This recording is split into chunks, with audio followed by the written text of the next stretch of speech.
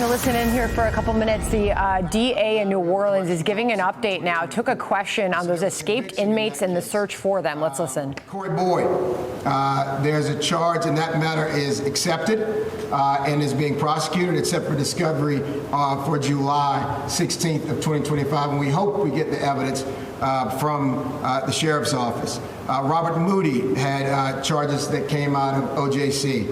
That case had to be refused because the sheriff's office simply did not provide the evidence for us. And that's been happening for a couple of years now. And we have here letters that we have written to the sheriff's office, to the sheriff specifically, calling her attention to a number of issues. We can share those with you, calling attention to the fact that we are not receiving information timely. In one case in particular, we had to bring charges against a sheriff's deputy because he was removing and hiding shanks, weapons carved in the jail during the fight, and that evidence was not available for us to move forward with, and we're bringing charges against that person. There's also a letter to Judge Afric, to the Doug Williams from the FBI and Dwayne Evans, calling attention to a number of these matters as they were occurring in the jail. So it's not new, and it is frustrating that the governor would not have just simply called me over the weekend. My phone was on. I was working with our digital forensics team, going through jail calls in an effort to try to figure out who might have been involved and knew of this planned jailbreak, and who might have received these individuals once they got out. So I really wish that the governor would have just asked me the question you asked me, and we could have provided him all the documentation. He would have easily seen that the evidence simply was never turned over to my office to go forward with those cases. Keith? I'll go next with Rob. Rob, anything on the topic of O'Keefe Johnson? I mean, in light of the Johnson case, Mr. Williams, how concerned are you for some of the other witnesses involved in this escape right now and possible retribution? What is your office doing to try to protect those witnesses? So, Rob, I am personally afraid, not just for myself, but for my lawyers who tried the case against the individual twice. We were asking for a life sentence of this man. And he is now at large. Two of the lawyers who I tried that case with, who successfully went forward, able to get a conviction on that case, these lawyers got out of town this weekend with their families out of fear of retribution and retaliation. So, you know, I've been very clear, and let me tell you what my office did immediately upon finding out from the press about this jailbreak, because that's how we found out. We immediately began working. Allison Morgado, the chief of our victim witness, began calling victims and witnesses to let them know that the defendants in these cases, in their cases, were out and at large, and that it was necessary to take precautions. We worked with the NOPD to make sure that these individuals, those who wanted to be relocated, could be relocated, and they're very afraid, and I think they have a right to be afraid. You know, the lawyers who tried that case with me, the witnesses who were brave enough to come forward and stare Derek Groves down in that courtroom, the next of kin who sat in that courtroom knowing what he did to their family members. We are all the ones in harm's way, not Jeff Landry. Eleanor, anything on Johnson or the current issue? Current issue? Yeah, certainly. Jason, you mentioned, or the governor said that these pretrial cases are moving too slow. You're saying you're having issues with the sheriff's office. Regardless of that, like you mentioned, these cases have victims, these cases have victims' families that might be watching right now saying, one, not only am I scared, I'm frustrated that I haven't been able to secure justice for my family. Now the people that hurt me and my family are on the run. What would you say to those people watching? It should never happen. It should never happen. When you look at what occurred on Friday, 10 men were in a single pod. There's not a pod over there made for 10 men. There were monitors that should have been watched that would have observed these individuals getting into that first floor pod. Derek Groves, the person case that I personally tried, and he was on trial for a double homicide. There are rules and protocols for correctional facilities. I've toured that jail. I've seen that jail before it was occupied by inmates with former Sheriff Guzman. And there is a control room with monitors that are viewing every part and parcel of that area. The fact that these individuals were even on the first floor, you don't keep the most dangerous people on the first floor. They're supposed to be on higher floors, right? And so there are a number of breakdowns that occurred, and any family member who is scared or frustrated, they have every right to be, because this should not have happened. And if it happened at 1 a.m., they should have been notified at 1:30, right? Because they were in harm's way. And there will be an inquiry into everything that's occurred in this case. I believe this office is obligated to do that. We've made it clear that we're going to do it in an objective way, in an unbiased way. But the people of this community deserve answers. These victims and these witnesses deserve answers. And to the question about why, I think the governor asked a question about cases taking too long. Well, after we convict someone, it's not on the DA's office to go pick them up in a van and drive them up there and go. That's the state's responsibility by law. If it was up to me, he wouldn't have been here a single day after his conviction, but unfortunately, it's not up to me. Now, here's the other piece of that. There seems to be a little bit of selective amnesia about what's actually occurring in Orleans Parish. Orleans Parish has an 85% conviction rate in homicide cases, which is an all-time high in the modern era. And I would, if we're going to pose questions from the podium, the question would be, show me another parish that is trying this many murder cases and this many rape cases with an 85% success rate. And to forget the fact that we could not have jury trials for more than a year in this parish, longer than the other parish, there obviously is a backlog. But that's a busy place. The courtroom next door, Tulane and Broad, is one of the busiest courtrooms in the state of Louisiana, and I would encourage the governor and his team to come and look at it. Regardless of the backlog of cases from the pandemic, regardless of the backlog from cases because of the state crime lab, regardless of all those issues, the lawyers, the jurors, the witnesses, the judges over there are working very, very hard, and it is one of the busiest courtrooms in the state. So to suggest that justice is not being served because of the volume of cases we have, that is factually dishonest, incorrect, and disingenuous. We'll go to Chelsea with Axios. Yeah, I was just wondering if you mentioned the letters where you raised the concerns with OPSO.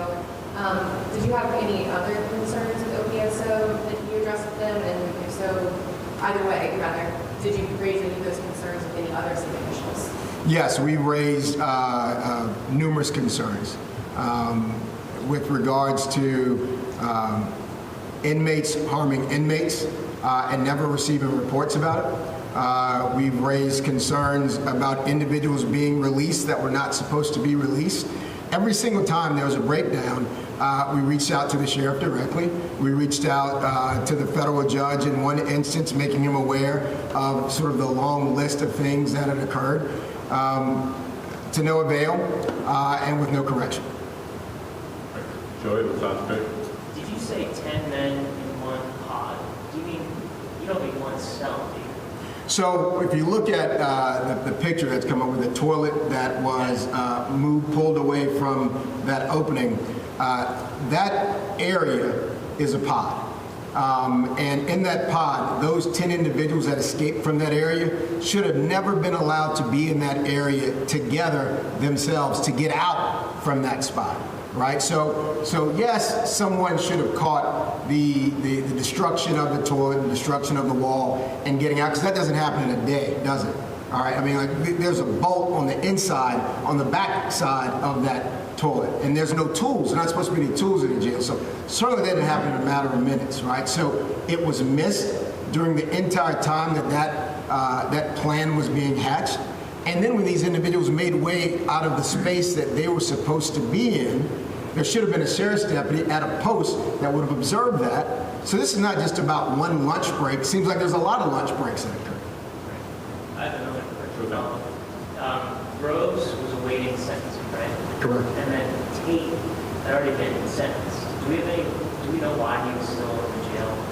You know, I don't. I mean, that is not something that district attorneys across the country or across the state have any control of. I think you'd have to take it up with the Department of Corrections, which is a state entity under the governor's control. But it's an excellent question. I understand that I think approximately 20 inmates were taken from the jail and were taken to the state facility after the jailbreak. If that could be done after the jailbreak, it could have been done months ago or a year ago. So you'd have to take that up with state officials. I can't answer that question.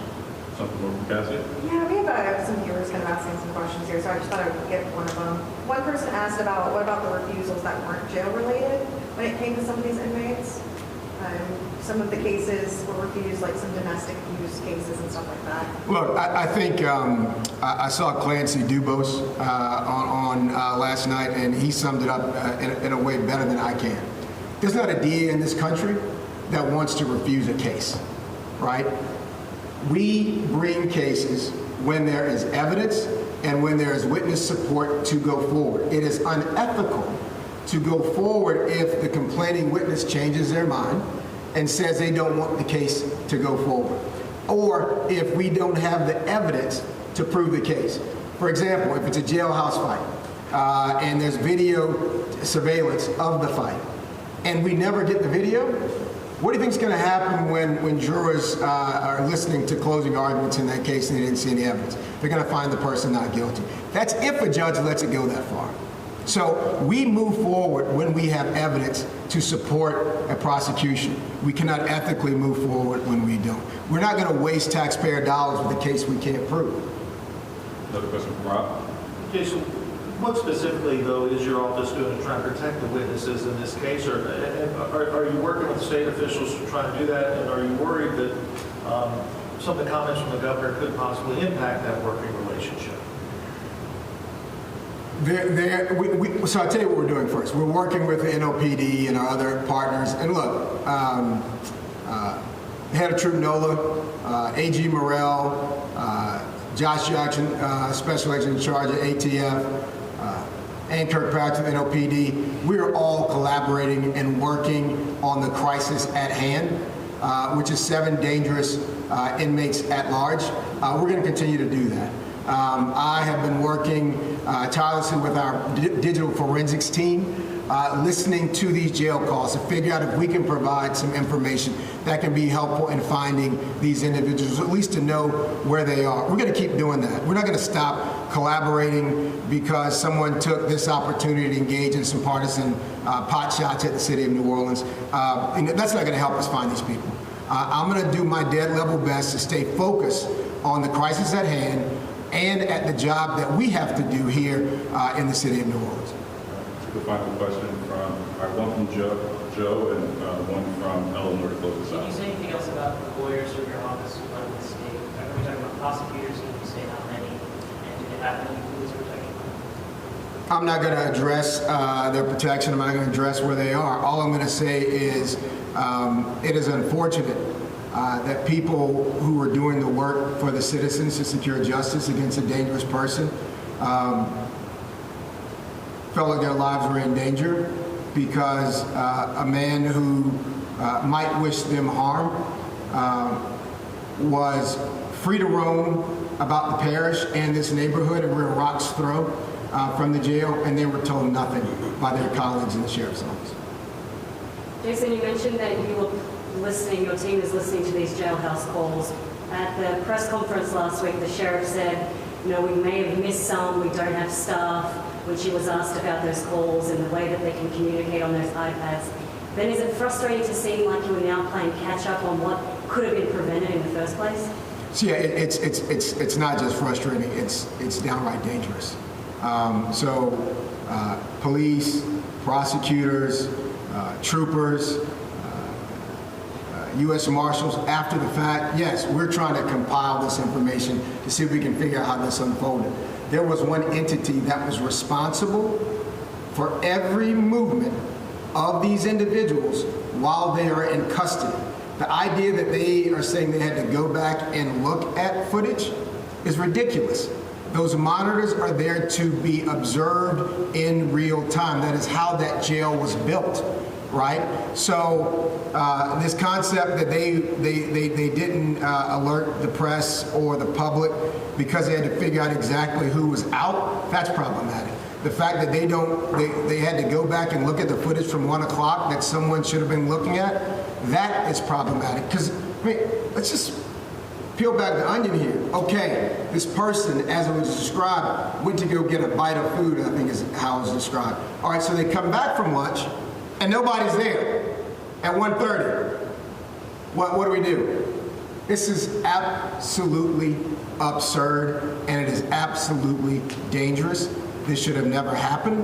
And this whole thing that happened Sunday evening is only distracting the focus from what it needs to be on, which is bringing dangerous inmates back into custody before someone gets hurt. We are all so blessed right now. We are all so blessed. And I'm not just talking about my lawyers. I'm not just talking about people who work close to the jail. In this community, people are desperate. These men are facing long terms in jail. And the fact that they have not hurt someone trying to steal a car, that is the grace of God. All right, thanks a lot to you all. Thank you, guys. We'll get this documentation to you, too, so you'll have it. Yes, thank you.